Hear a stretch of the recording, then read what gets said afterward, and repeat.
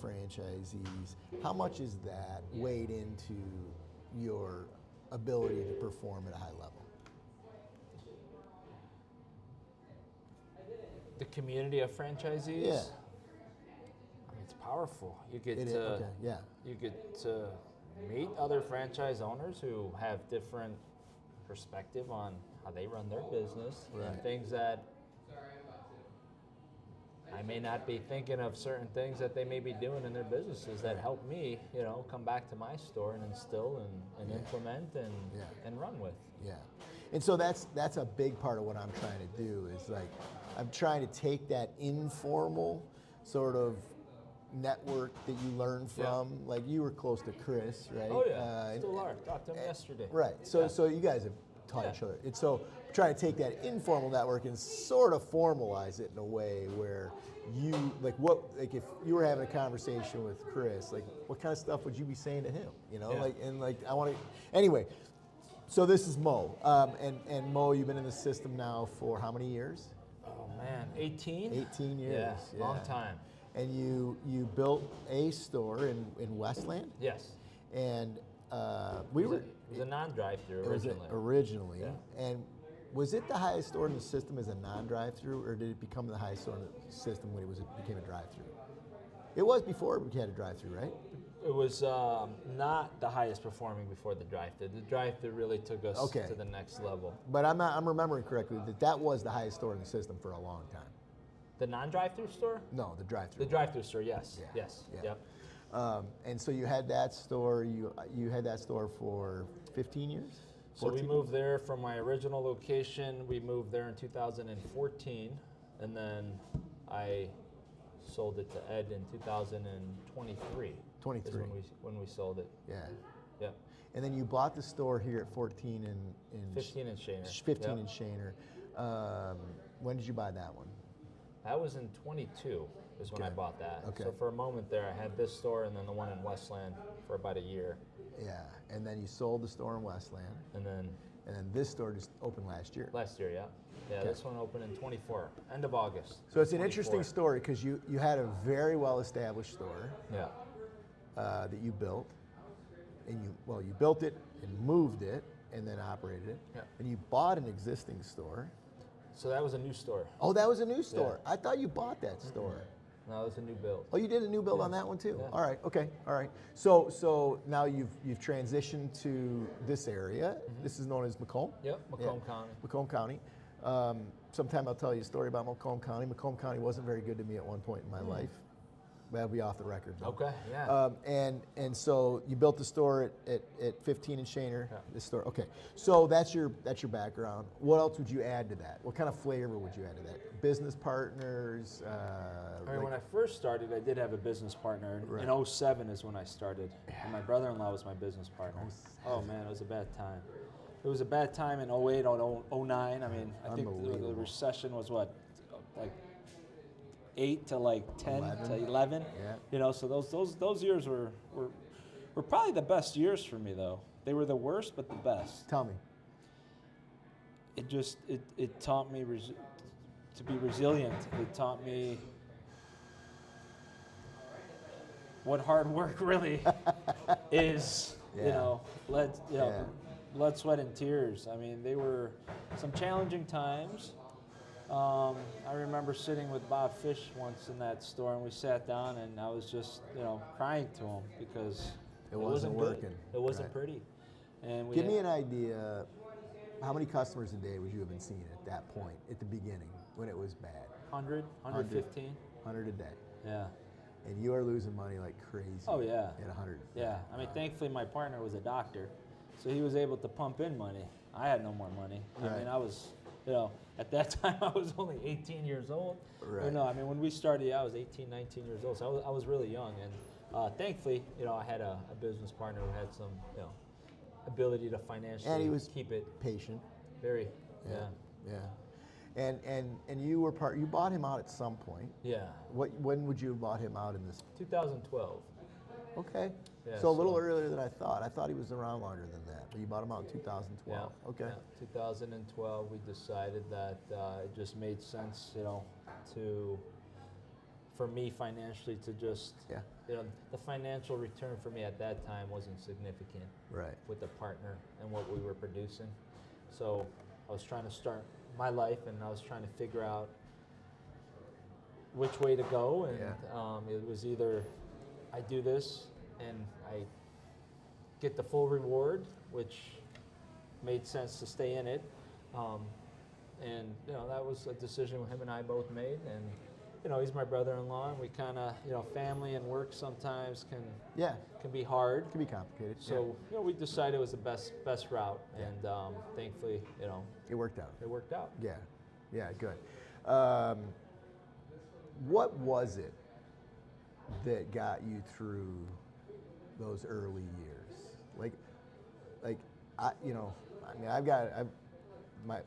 One of the things I talk about all the time in entrepreneurship. In fact, I just did this the other day.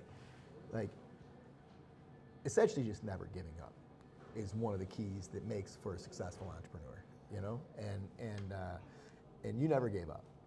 What was it though that kept you in the game? Like mentally and emotionally. The emotionally part to me is a really intriguing component to all of this. Because this can be emotionally very difficult, right? What kept you in the game? Faith. For me, it was faith, just knowing that if I followed the recipe long enough and I stuck with it and worked hard every day, it'll eventually work out. And I never turned the other way. I never doubted that. Yeah. I believed it. I didn't just believe it, but I acted on it. And that's what really pulled me through, was just, I don't want to fail. I mean, it's not something I like to do. No one likes to fail. But it was something in my head that I had to win. I had to win.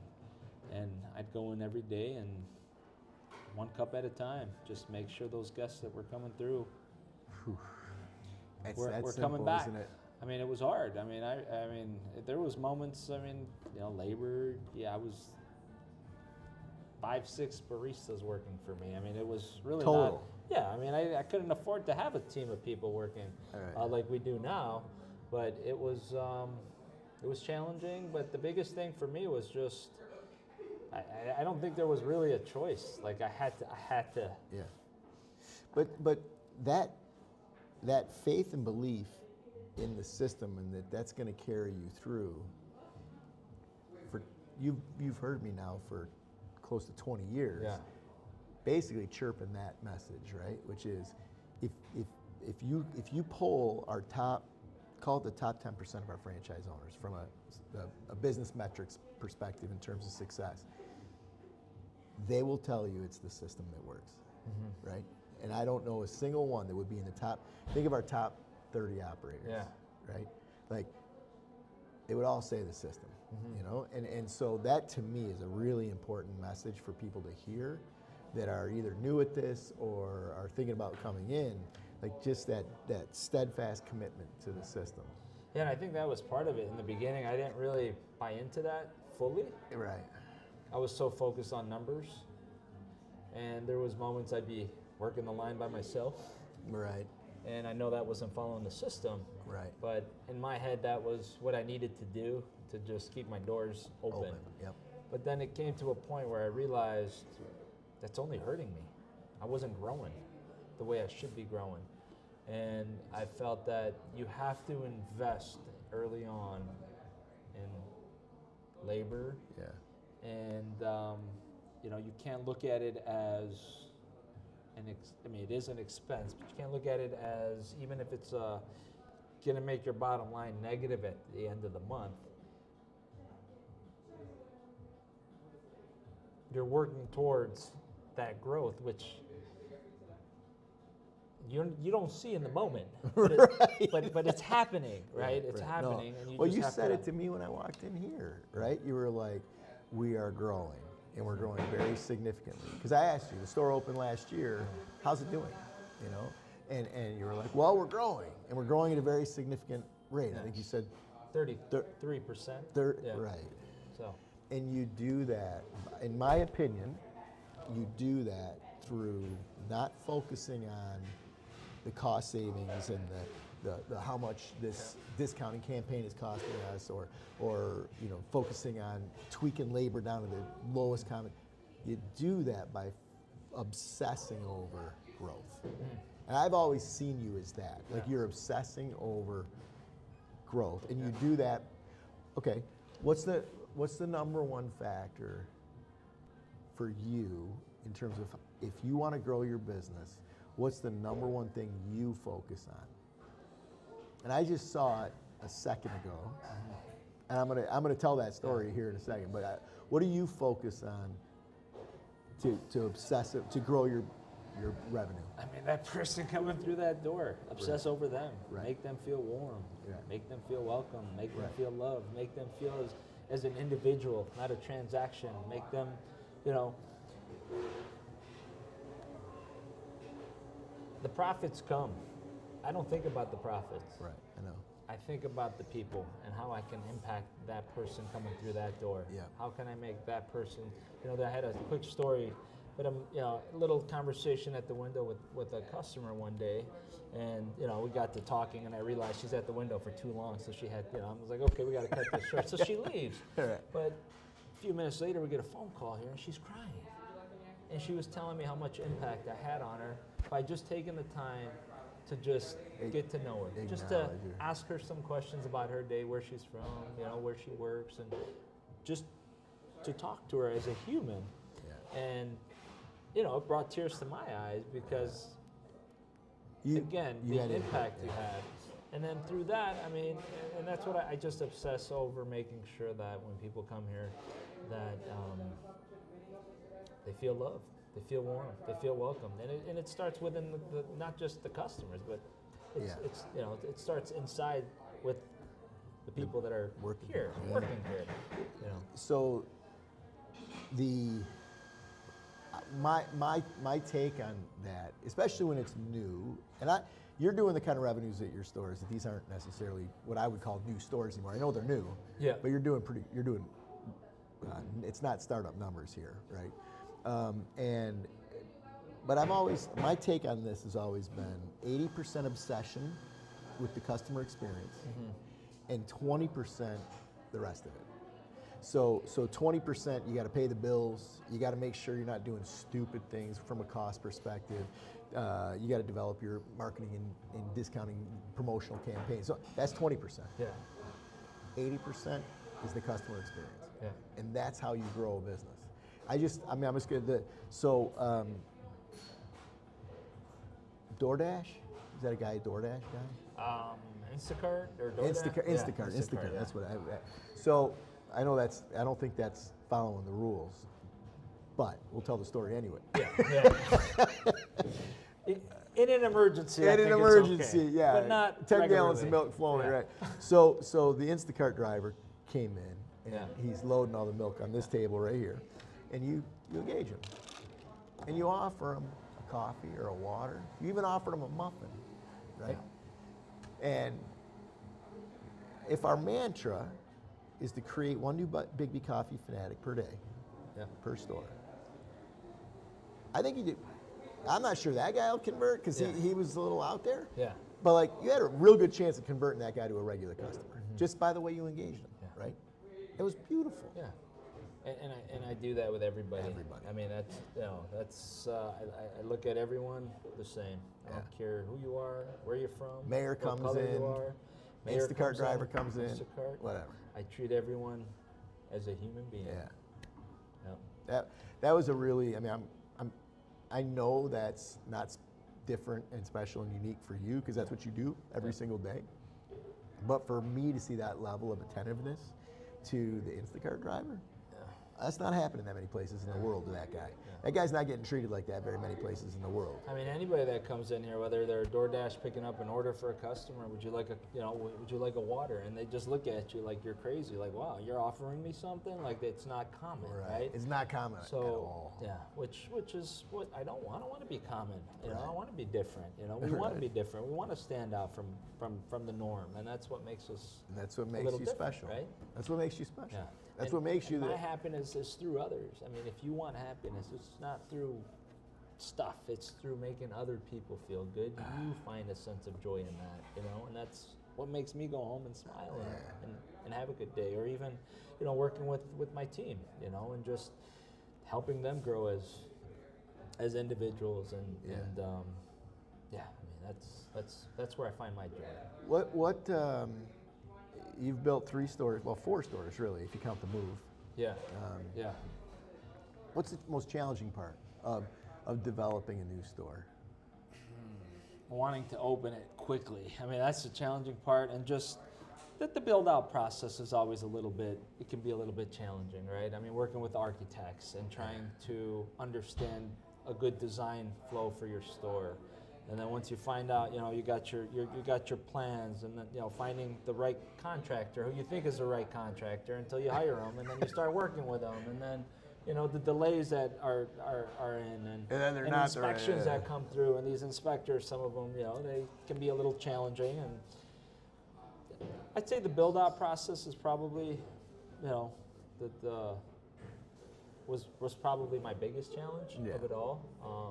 Was mostly the contractor that I was working with. I think it was just I think if I can go back, I'd probably pay a little bit more money and have a. Who did you use? You don't have to throw them under the bus. You don't have to. Yeah. I mean, it's it's gonna be edited, or is this part of? Well, it'll be in the long form video. Yeah. So what? I mean, Phil Bannicky, Bannicky Properties. Okay. Yeah. I think he was great at the time in Westland when I was there. And you used him in Westland? Yeah. And then so he's been in it for a long time, but he should be retired. I mean, at this point, you know, I think he's doing work that I don't think he has the ability to do. I think he wants to do a good job, but I think unfortunately, as we age, you know, our ability to do it isn't as sharp. Yeah. So. Well, I mean, I agree with you on that. We've learned that lesson too over the years. Now you got to have a little bit of money to play that game, though, right? Because like to choose the bid that's not the lowest bid, right? Like costs money. Right.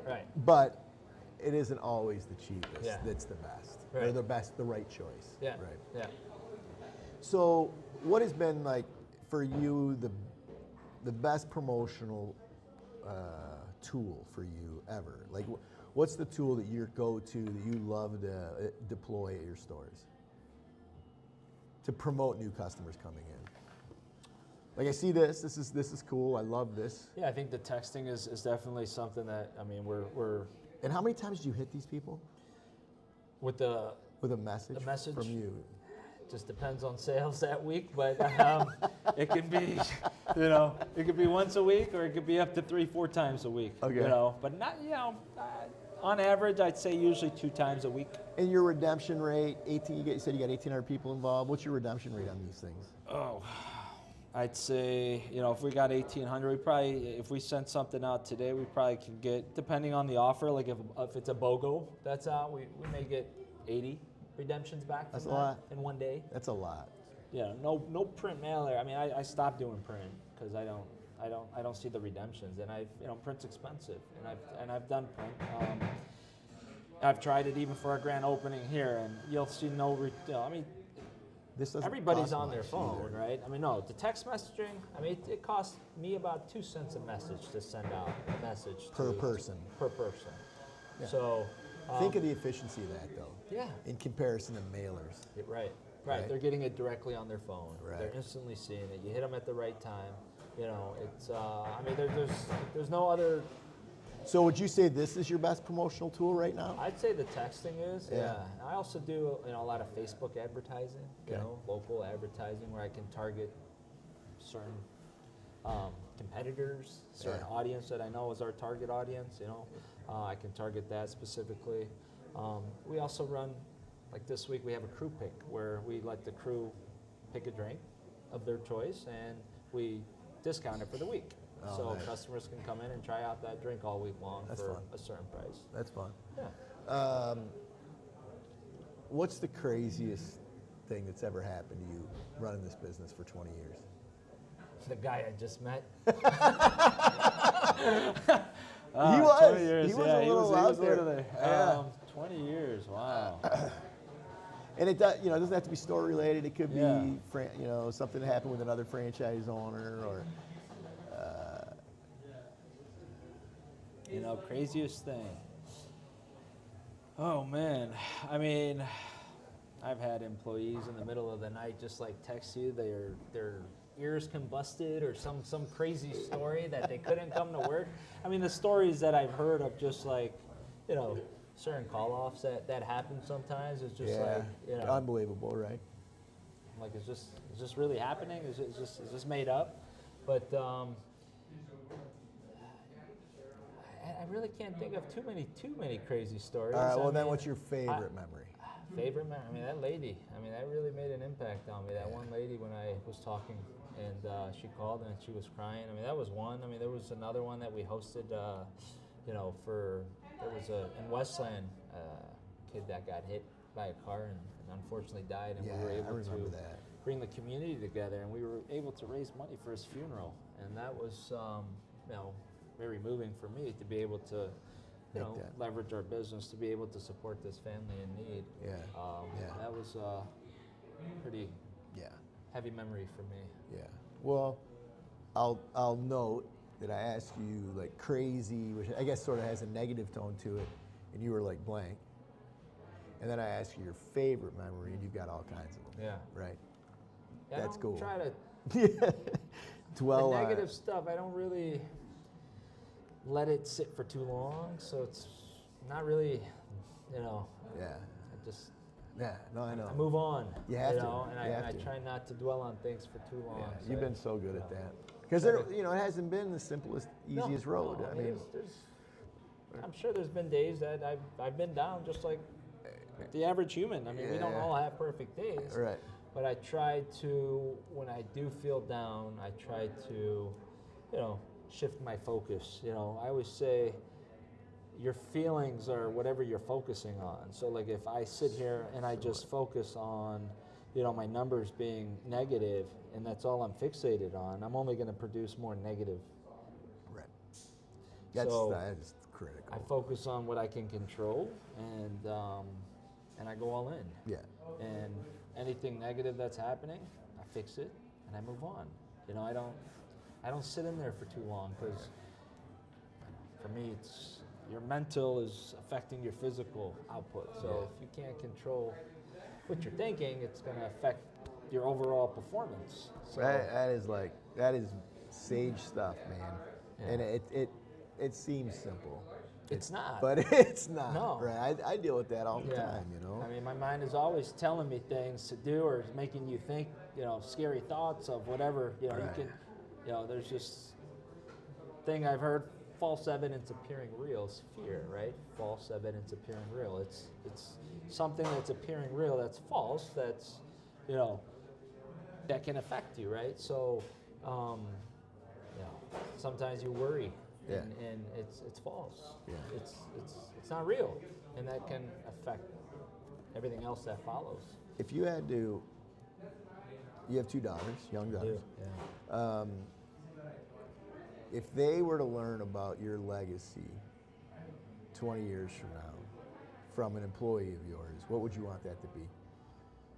20 years from now. Yeah. They're not involved. Let's just say they're not involved in the business. They're Yeah. off living other lives, you know, whatever. And they run into some barista that used to work for you, and that barista. What would you want the message to be from that barista to your daughters about you and your business? Why don't we just ask one of the baristas and see what they think? Let's do it. Hey, Brandy, come on over here for a second. Here You don't we even go. have to guess it. We'll just let them speak. All right. I'm gonna paint this. I'm gonna paint the Yeah. scenario. Yeah. And she runs into your daughters in Nashville Perfect. in 20 years. Let's see. Hi, Brandy. Hopefully she's having a good day. Hi. So nice to meet you. It's My nice to name's meet you. Brandy. Yes. So here's the scenario. You're in Nashville. It's 20 years from now. Okay. Okay. You run into one of Mo's daughters, In Nashville? In Nashville. and you haven't worked here in 15 years. Okay. And you're like, oh my gosh, I used to work for your dad.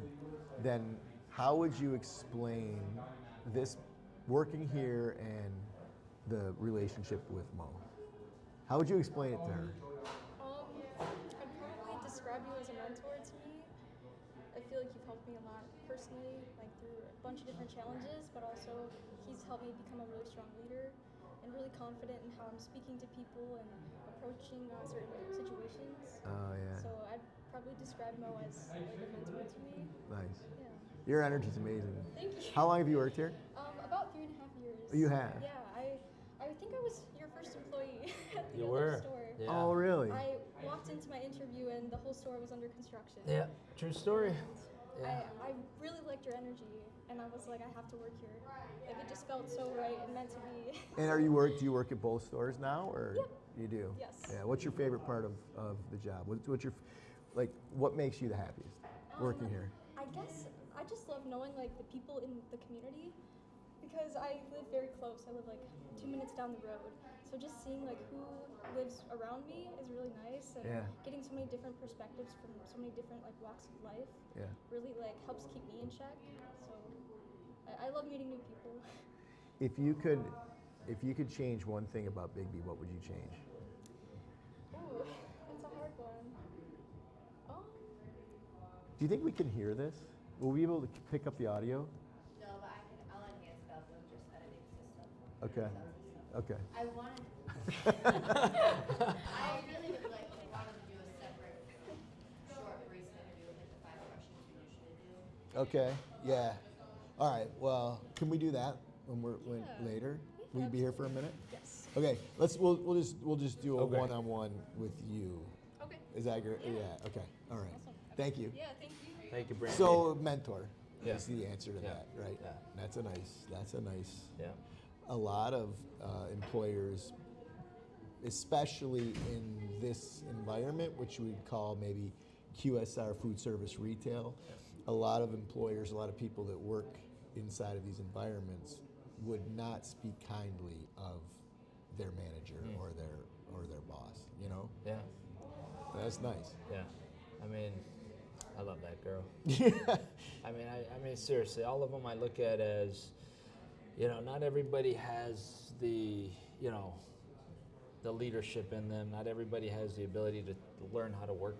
Not everybody knows how to work together. I always have to remind everyone here the importance that we're a team. Don't forget that. And sometimes in a workplace, it's forgotten. It's like they're separate, Right. entities here. It's like no. We're all here together. We're all here to support each other. Yeah. The person to your right, the person to your left. This is what makes a great team. Is when Yeah. we all look out for each other. Yeah. So, What is I wanted to drill down on that a little bit. Team. Well, it faded. they'll come back. He's Yeah. gotta stop. What is so when you think about that concept of team? What are some things that you do here to try to facilitate this concept of we're a team?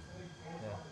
I mean, I'm aware of just body language in the store. All right. How we're talking to one another. Anytime there's conflict in the store, I try to have the individuals come together and kind of resolve it together. Work it out. as a team. Like adults? Like adults. But the biggest thing is just remembering that we're here to help each other. Like the more we help each other, the easier our job is. Right. And I think sometimes that's forgotten where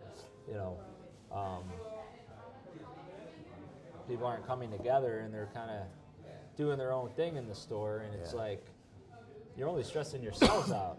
When you Yeah. ask each other how we can help each other, it's like everybody wins. life gets- yeah. Everybody wins. Do you share numbers with your groups? Do they know I guess do you set goals? Do you? Yeah. You do. Yeah, I mean we have ABC goals we set. Cup count goals not so much. I feel like that's kind of a goal I set. But we do have food sales goals. We have ABC goals. I mean our ABC is usually pretty up there in the Pretty ranking. good, Usually yeah. I That's kind of my metric to see how we're performing against the system in Southeast Michigan. At least I always look to see where we rank. Yeah. And that kind of gives me some indication if we're doing things right or not. Yeah. But yeah, we do set goals. Yeah. Nice. Well, if you could change one thing about BIGGBY, what would you change? Adding a third terminal. Is that right? I mean, I think it would really help with operations. I think having a third terminal in the stores when you're You can't at keep your up, peak. eh? I mean, when you can. Of course. But it would be easier. It'd be easier, right? No, I don't understand. So you've got. Tell me what you do with that. How does that fit in? Yeah. So you got lobby customers coming in. Yeah. You have someone at the window getting cashed out, and you have someone that needs an order at the speaker. Yeah. Okay. So it's another place to Have input another an order. cashier input an order. And then now we have the app. Yeah. Are you getting app orders? Yeah. So those are just flowing in. Yep. That's awesome. by And the then way. I you've love got that. and then you've got DoorDash. Yep. That are flowing in. Yeah. I presume, right? Yeah. So you're talking about 5 points of entry. Well, yes, but I would say, during our busy times, it can cause a little bit of havoc behind the line when, you got to put someone on hold at the speaker because the window's cashing out someone and there's a counter Yeah, customer. yeah, no, yeah. It'd be nice to have that, shop puller maybe slide in real quick and having the ability to input that order somewhere. How many times a day do you think that would actually happen? I think at some point it'll happen more. Today, When you're at maybe 1,000 not as cups? often, but I want to, when I was doing 700 cups at one point, it would have definitely. Yeah, I get that. So, it's just during those moments. I hope everybody realizes that nominal flex. Yeah. When yeah. I was doing 700 cups yeah. a day. Not there now, but when I No. was doing 700 cups, I'd like to be there at some point. But I Yeah. think even if it's even for an hour or two, I mean, if it could reduce. Well, this, if you're doing 700 cups a day, there are hours that you are just crazy Yeah. busy. Yeah. Like nonstop. But even, a 70 cup hour, even a 50 cup hour, if things just, people all walk in at the same time and, Right. someone's it just allows for more efficiency behind the Yeah, line. That's yeah. all. Managing the surge. That to me is a concept that we used to talk a lot about, Yeah. which is to grow your business, you have to take these surge moments and you Yeah. got to perform at the highest level. Yeah. Because if they don't know when they walk in here that you haven't seen a customer in Right. 20 minutes and there's 7 people at the cash register. Yeah. They don't know that. And like you've got to manage that moment, right? And that's Yeah. what you're talking about. Yeah. Yeah. You want to just Yeah. wow them at that moment. You don't want anybody on hold. You don't want, confusion for baristas or stress for them. It's just anytime we can take stress away from the barista, the customer experience is greater. So any way we can make it more operationally efficient for And- them, the customer will feel And a it. third terminal would be a I think it would help. yeah. Yeah, for What sure. else? Anything else? You said what? Anything else? Super automatic espresso machine where you just press a button and it, we used to have those when we, first I started. I remember know, those. yeah. But those things were falling. I mean, those were a lot They of were- maintenance. I remember maintenance that. was I rough, was every yeah. day working on it. But I mean, something that just again, just something to streamline Yeah. when it's busy to be able to just, Yeah. Yeah. because then it would free up the barista Yeah. to do other things on the line, which again, customer experiences. What's your favorite product to make? My favorite product? To make, not to drink. To make. Oh man, I just love usually like a mocha with no whipped cream. That way I could do some latte art. Yeah. Anything that has no whip, dark in color. Yeah. Let that foam really stick out. I gotta enhance my latte art a little bit. It's been a minute since I've practiced, but usually just How a many latte, hours? plain How many latte. hours a week are you spending working a position? Are you even doing that anymore? I'm not scheduled to do it, but I do it Okay. just to check in, Yeah. just to feel. So is that an hour a week per store? Is it 2? Is it? Operationally on the line, Yeah. probably 5 hours a week. Is it really?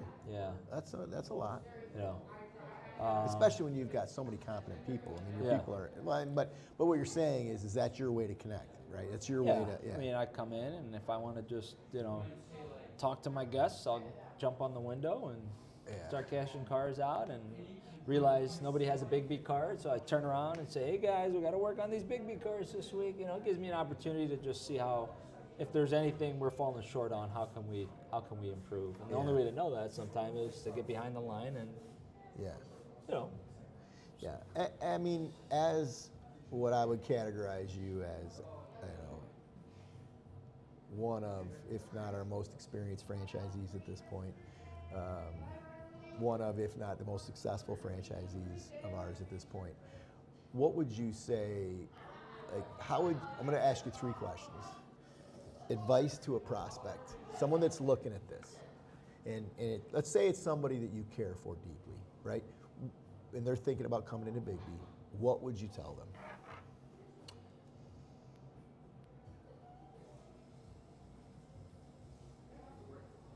if they love people, if they like interacting with people, if they're people that they can connect with people, I would say, it's a great way to just make an impact on people. You're meeting a couple hundred guests a day that you have the opportunity to connect with. So for me, that's, huge. Do you think you can make the business successful if you don't have that mentality? I think you have to be able to. Good seeing you, Riley. Nice meeting you. Bye, Katie.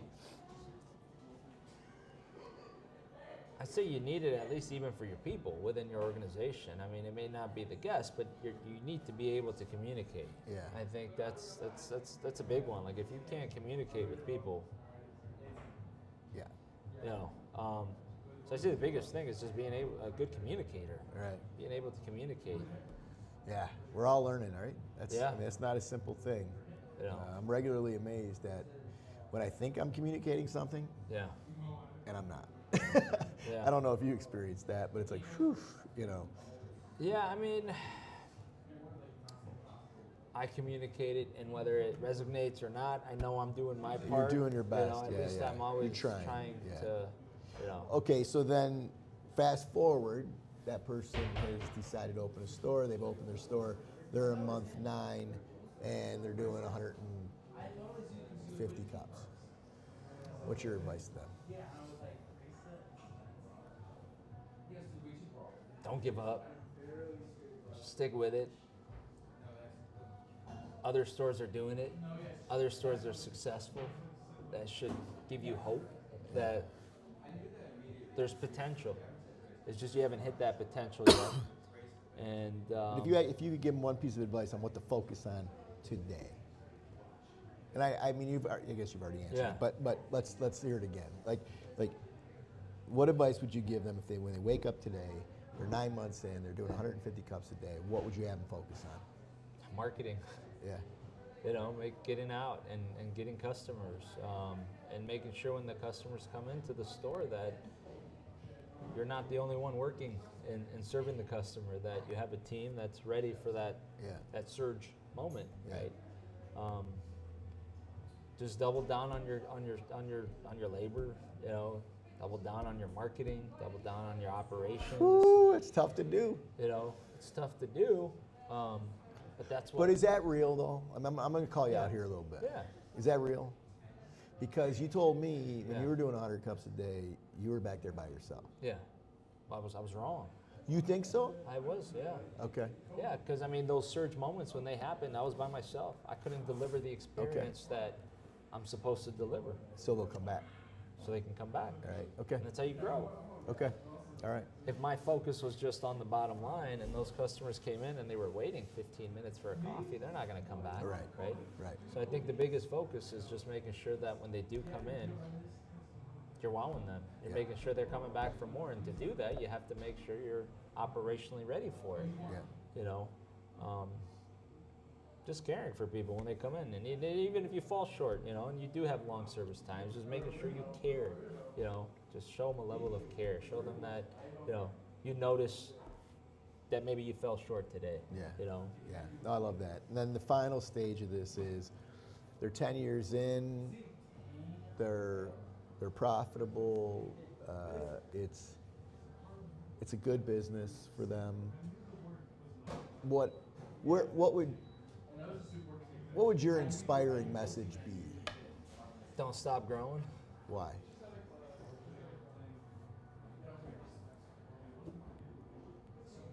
Why would you? Okay, you said something earlier when we were just back behind there talking. Yeah.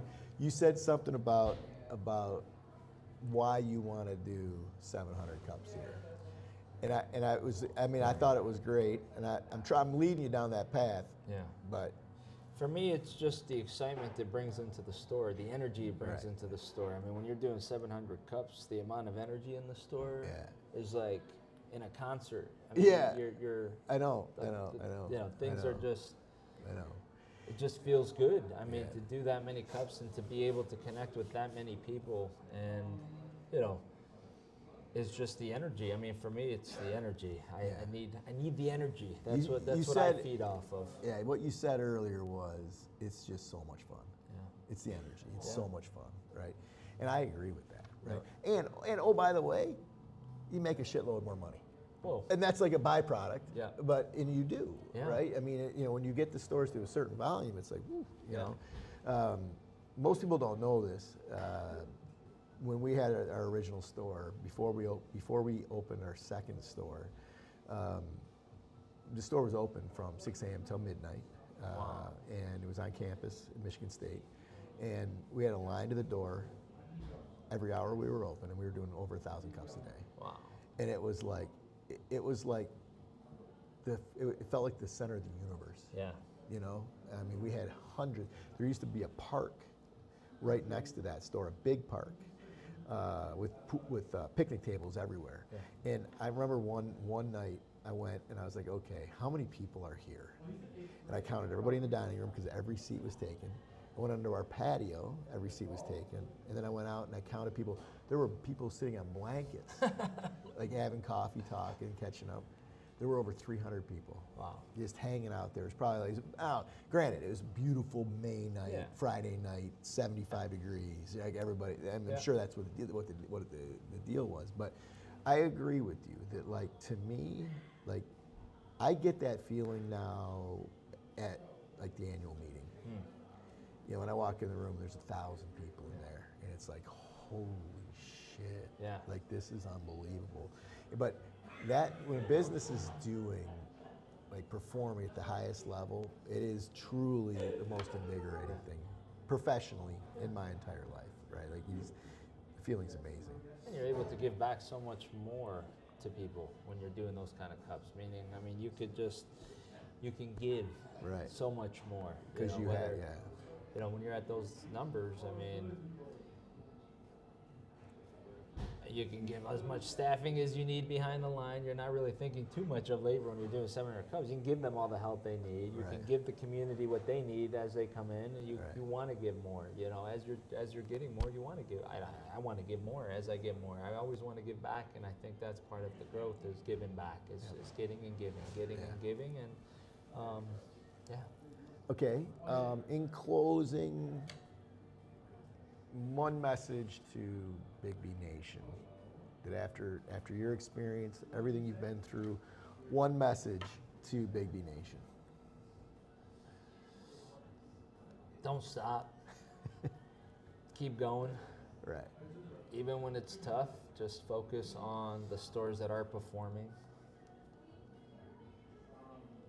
And just stick with it, you know. Work hard every day. You know, take care of your staff, take care of your customers. Most importantly, take care of yourself.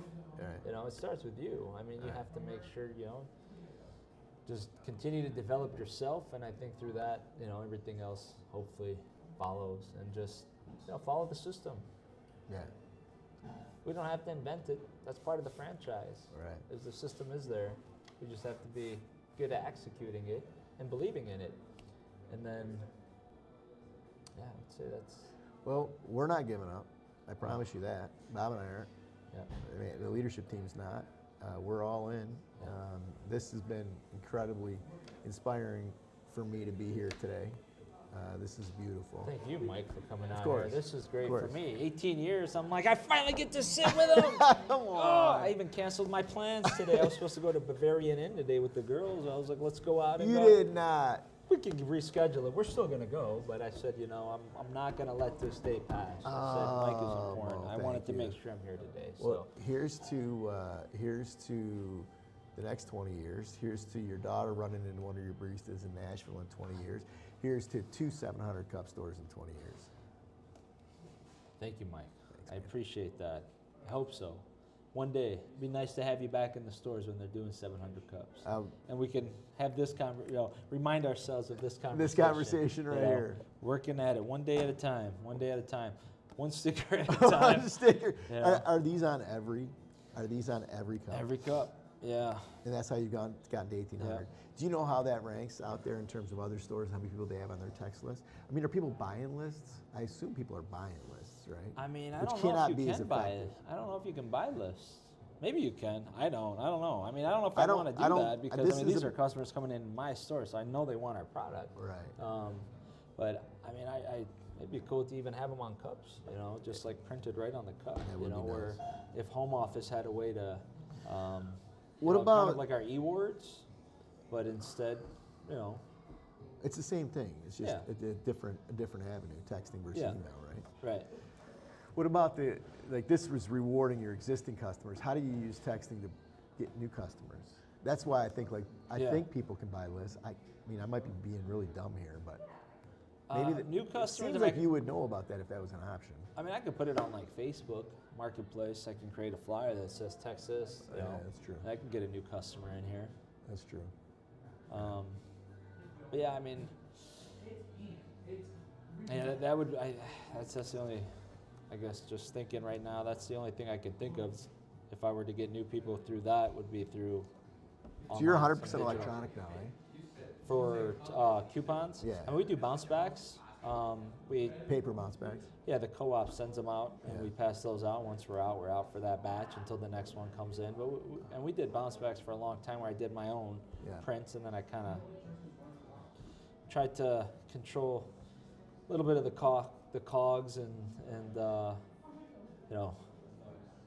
22% discount. Now I'm at like 18%, at least the other store, which helped the cogs come down a little bit. And Yeah. we were passing out bounce backs to every single person coming in. All right. Which again, I mean, I just like the energy. So even, I know it's not fully profitable that way, but to me, if you're doing volume, I feel like you can discount, and still. Yeah. Yeah. Well, I mean, we're huge advocates. Like, if you want to grow your business, Yeah. you've got to be in the high teens, Yeah. minimum, Yeah.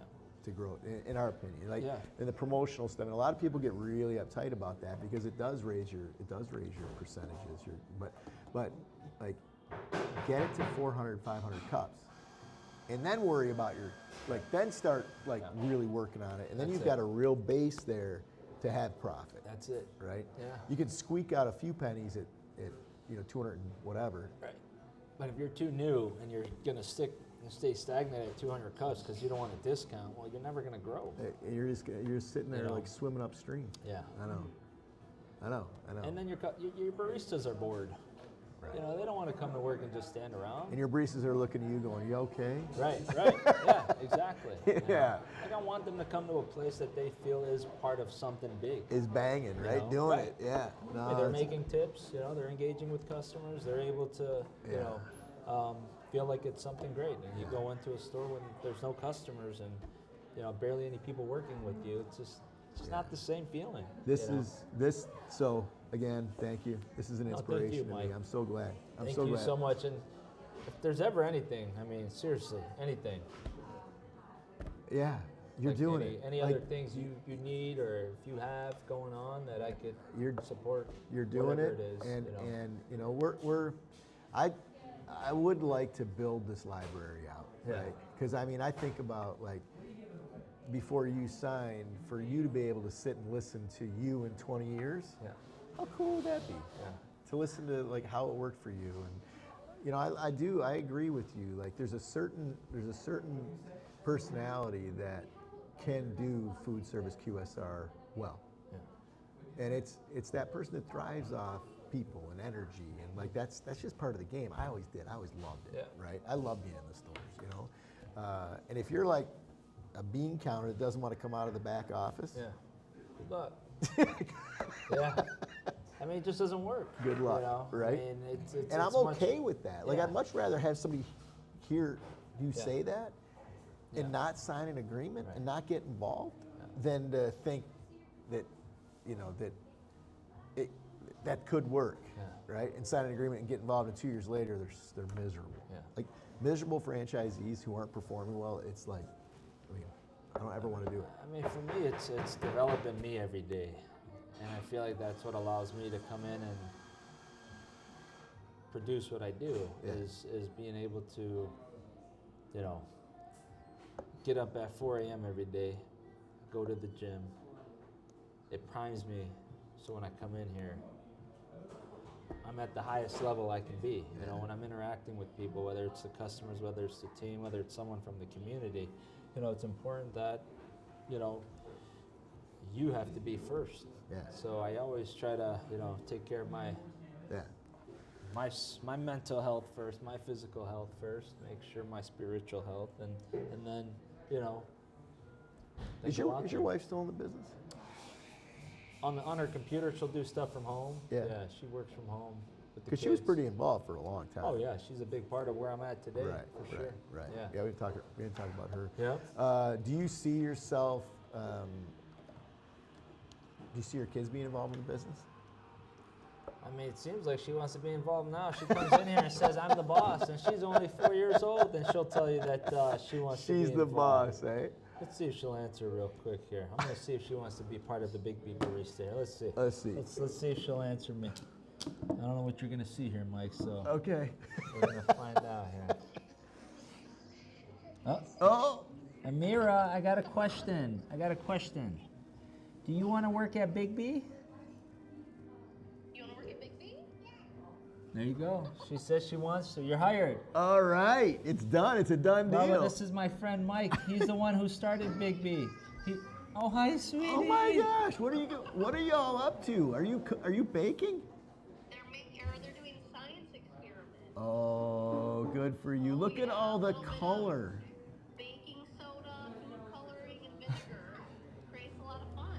You know, Baba, Mike is a part of the reason why you and Amina are here. I met April. You know, she was. I know the story. I know the story. Yeah. So tell him thank you for opening BIGGBY. Thank you for starting BIGGBY. That's how Mommy and I Oh, wow. look at you guys. This is so beautiful. I love you, sweetie. I'll talk to you soon. Fuzzy, so fuzzy cool, bubbles. Fuzz. That's a brand. Fuzzy bubbles. There you go. Let's start it. We'll do a drink. Fuzzy bubbles. We'll do a drink. The fuzzy bubble. We have the sparkling water for it. That's fuzzy. How do we do the? Hi. Okay, Amina. We'll see you later, sweetie. I love you. Bye. Bye. She's like, you're not sure what they're sweet. Look at it, right in the middle of a science project. You know, they're doing homeschooling now, so she's she's not quite in school yet. I mean, she's 4. She could start preschool now, but yeah, we'll see. Yeah. We're trying to figure it out. Fuzzy Homeschool or- bubble, baby. Fuzzy bubble. Let's do it. All right, we got to create it though. All right, April will work on it. Yeah, You know, have they- April they- work they on can, it. Have your staff work on it. Let's come up with it, right? I like it. It can start from here. This fuzzy conversation, bubble. fuzzy bubble. He's really giving us some deep thought.